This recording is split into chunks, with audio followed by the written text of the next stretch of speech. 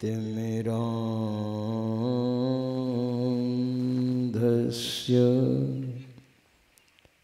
ज्ञानाञ्जन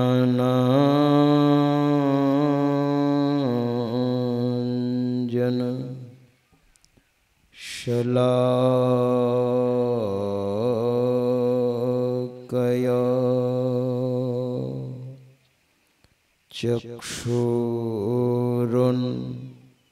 चक्षुरुन्मीलितं येन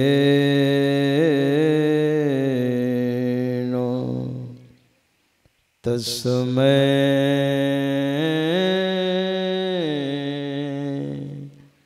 श्री गुरुवे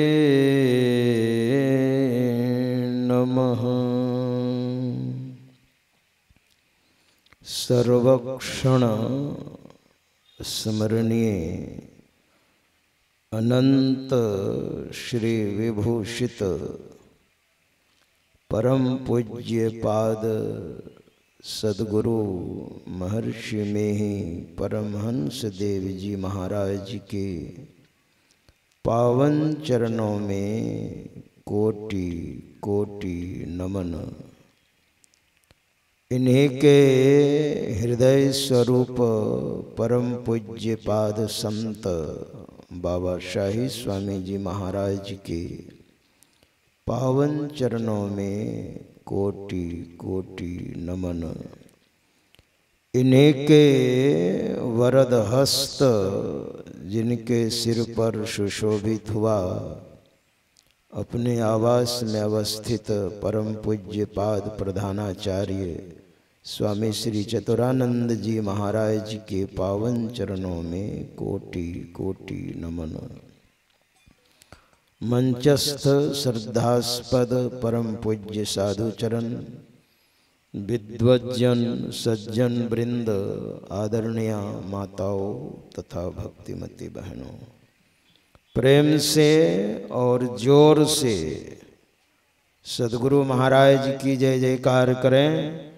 श्री सद्गुरु महाराज की जय। देखिए, हम जब सद्गुरु महाराज की जय बोलते हैं तो आप ऐसा ना सोचें शायद पूज्यपाद बाबा लोग और किसी देवी देवता को नहीं मानते हैं। ऐसी बात नहीं है, हम लोग सबको मानते हैं, लेकिन थोड़ा विचार करें। हिंदू धर्म में 33 करोड़ देवी देवता हैं और सबका नाम भी हम नहीं जानते हैं और मेरे पास उतना समय भी नहीं है। लेकिन सद्गुरु शब्द बड़ा व्यापक शब्द होता है। सद्गुरु शरीर को नहीं कहते हैं, सद्गुरु ज्ञान को कहते हैं। जब हम सद्गुरु महाराज की जय बोलते हैं, सद्गुरु महाराज के बताए अनुसार हम भजन ध्यान करते हैं, सद्गुरु महाराज के बताए अनुसार हम क्रियान्वित होते हैं, तो सारे देवी देवता प्रसन्न हो जाते हैं, सब खुश हो जाते हैं और सबों का आशीर्वाद हमें प्राप्त हो जाता है। इसलिए एक बार और कह दीजिए, श्री सद्गुरु महाराज की जय। संत मत के सर्वश्रेष्ठ और सर्वोत्कृष्ट ग्रंथ सत्संग योग से योग शिखोपनिषद में 2 योगियों का संवाद पाठ के रूप में सुन रहे थे। भगवान ब्रह्मा इतने बड़े योगी हैं, संपूर्ण संसार का निर्माण किया उन्होंने योग से। अगर योग में नहीं बैठते, ध्यान में नहीं बैठते, तो संपूर्ण संसार का निर्माण नहीं कर पाते। किसी विद्वान ने कहा है, संसार तो बहुत सुंदर है, लेकिन हम अपने कर्म से दुखी और सुखी होते हैं। योग में स्थित हो करके भगवान ब्रह्मा जी ने संसार का निर्माण किया है और भोले बाबा उन्हीं के पुत्र हैं। भोले बाबा ब्रह्मा जी के ही पुत्र हैं। जब योग में स्थित होकर परमात्मा के आदेशानुसार जब सृजन कर रहे थे तो भोले बाबा का प्रादुर्भाव हुआ। वहां वर्णन है, सवै रोरो देवानाम पूर्वजो भगवान भवः नामानि कुरु मे धातः स्थानानि जगद्गुरो। जब सृजन कर रहे थे, सृजन के क्रम में सनकादिक को जन्म दिया और सनकादिक से कहा हमारे कार्य में, हमारे सृजन में, हमारी सृष्टि में तुम लोग सहायता करो। तो चारों ऋषियों ने कहा महाराज हम आपके कार्य में सहयोग नहीं कर सकते हैं।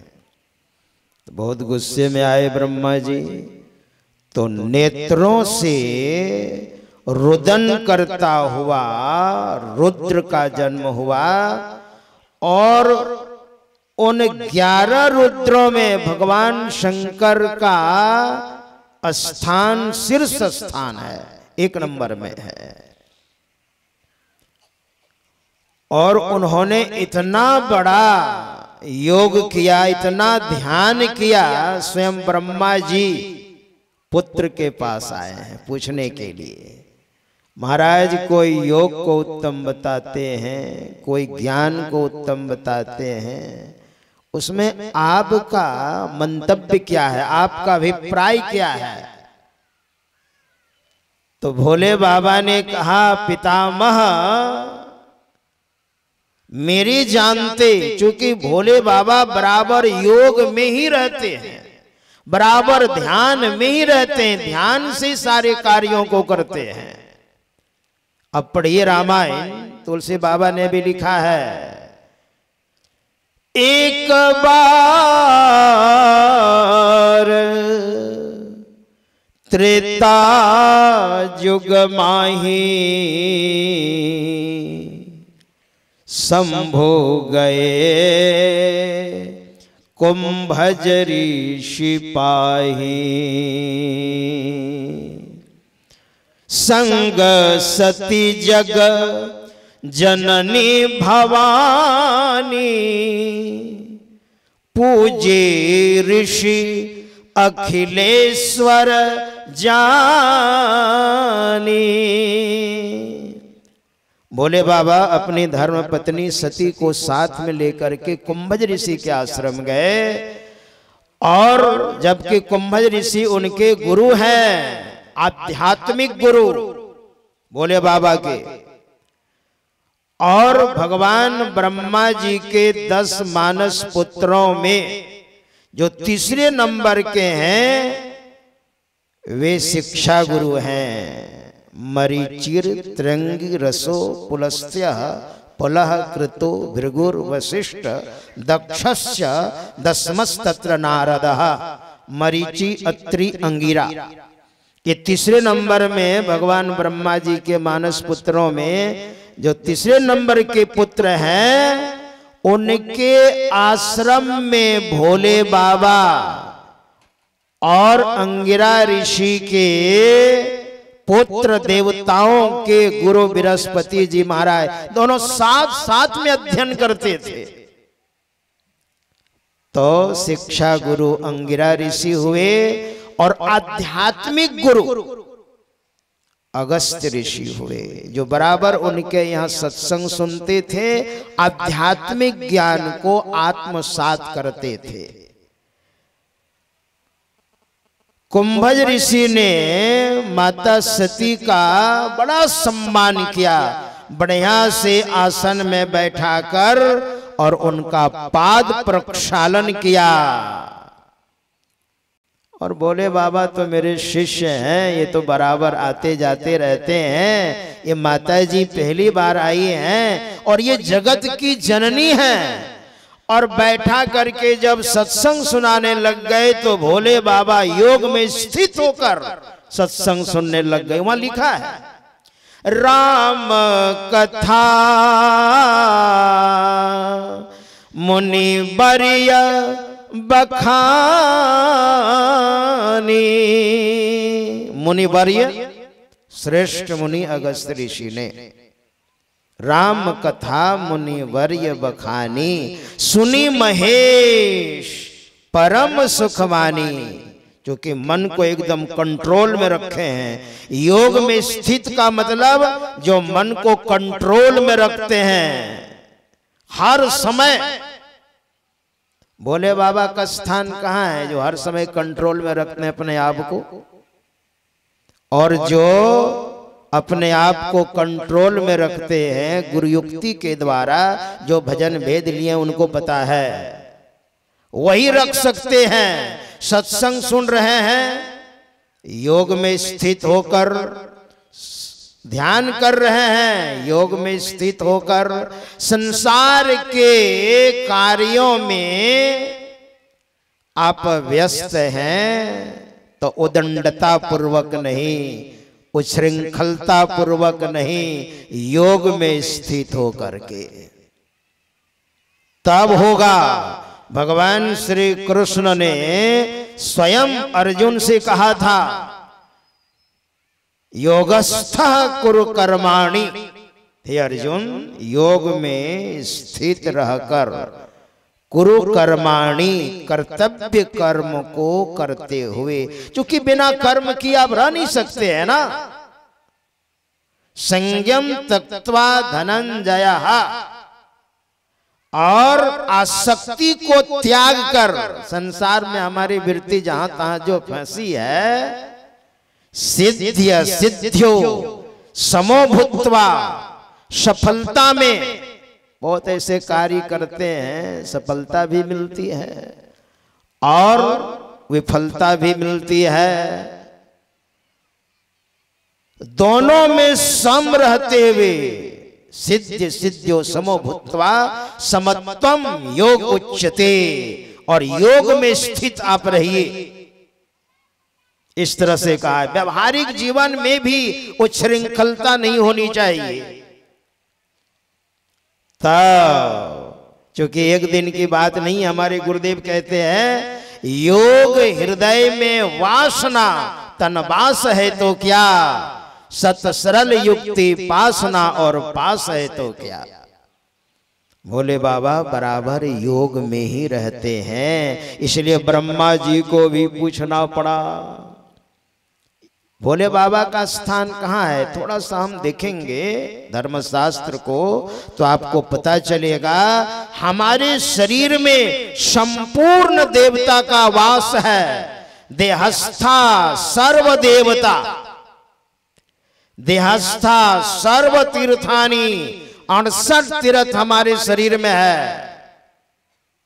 देहस्था सर्व विद्याश्च, और 14 विद्याओं का स्थान हमारा शरीर है। जो मान्यता प्राप्त 14 विद्याएं हैं, 68 तीर्थ है, और सारी देवता हमारे शरीर में है। लेकिन गुरु वाक्य न लभ्यते, ये गुरु के पास चाबी है।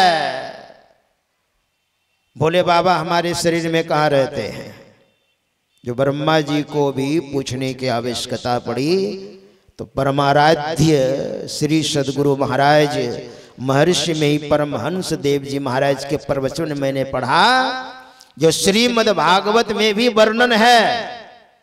मुझे लगता है गुरु महाराज ने कितना अध्ययन किया होगा। भागवत के प्रसंग को अपने प्रवचन में समाहित किया है। हाथ में देवताओं के राजा इंद्र का निवास है, सारे मनुष्यों के हाथ में। पैर में वामन भगवान का निवास है, घुटनों में यमराज का निवास है। मूलाधार केंद्र में गणेश भगवान का निवास है, सबसे नीचे मूलाधार में। इसलिए आपके यहाँ जब पंडित जी आते हैं ना पूजा पाठ करवाने के लिए, तो सबसे पहले गणेश भगवान की ही वंदना करते हैं। हरि ओम मां गणानान्त्वा गणपति गुं हवामहे, प्रियाणान्त्वा प्रियपति गुं हवामहे, निधिनान्त्वा निधिपति गुं हवामहे, वसो मम आहम जानि गर्भधम्मा तो जासि गर्भधम्मा। मूलाधार में गणेश भगवान का निवास है। स्वाधिष्ठान में थोड़ा ऊपर आप आइए, ब्रह्मा जी का निवास है। मणिपूरक में भगवान विष्णु का निवास है। अनाहत में भगवान शंकर और माता पार्वती का ज्वाइंट दोनों का निवास है। और विशुद्ध कंठ में माता सरस्वती का निवास है। नाक में अश्विनी कुमारों का निवास है, जो 2 भाई हैं और नाम है एक अश्विनी कुमार, जो देवताओं के डॉक्टर हैं।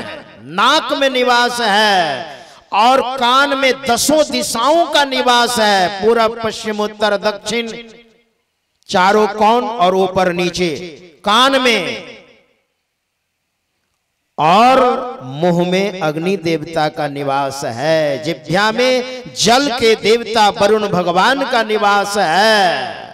बाएं नेत्र में चंद्र देवता का निवास है। दाएं नेत्र में भगवान सूर्य का निवास है। और भोले बाबा का निवास आज्ञा चक्र में है, जिसको आप कहते हैं योग हृदय। हमारे गुरु महाराज ने इसको योग हृदय कहा है।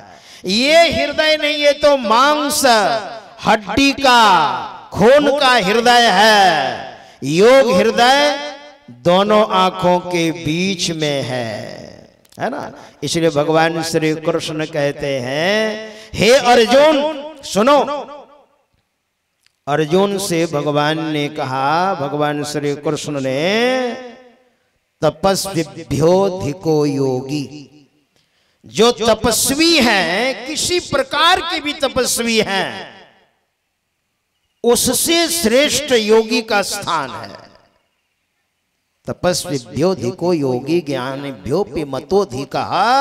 और ज्ञानी से भी योगी का स्थान सर्वोपरि है। ज्ञानी मतलब, ज्ञानी का अर्थ होता है जो बहुत अध्ययन किए हैं बिना गुरु का।